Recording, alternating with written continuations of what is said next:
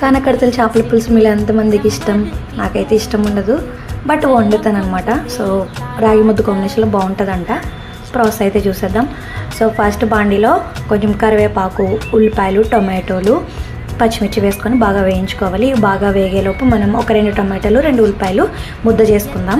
ముద్ద చేసుకొని ఇందులో వేసుకొని ఇది కూడా కొంచెం ఆయిల్ సెపరేట్ దాకా వేయించుకొని అందులోనే ఉప్పు, కారాలు, అల్లం వెల్లుల్లి పేస్ట్, ధనియా, జీలకర్ర, చెక్క ఇవన్నీ పచ్చి ముద్ద నూరుకొని వేసుకోవాలి. నేను ఆల్మోస్ట్ అన్ని రెసిపీలో పచ్చి ముద్దే వేస్తాను, టేస్ట్ బాగుంటుందని చెప్పి. సో ఇవి కూడా బాగా వేగాక ఇందులో నానబెట్టుకొని గుజ్జు తీసుకున్న చింతపండు రసం వేసుకోవాలి. అందులోనే ఉప్పు వేసి నీట్గా కడుక్కున్న కానకడతలు వేసుకోవాలి.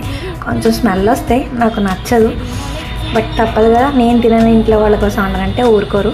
తర్వాత దీన్ని ఒక 10 నిమిషాలు కదపకుండా మంచిగా ఉడికించుకొని తర్వాత పైన కొత్తిమీర, కొన్ని ధనియాలు, మెంతులు, ఆవాలు పౌడర్ చేసుకొని అది వేసుకుంటే ఫ్లేవర్ చాలా బాగుంటుంది. ట్రై చేయండి. బాబాయ్ ముద్దుగుమ్మలు. మళ్ళీ వీడియోతో కలుద్దాం.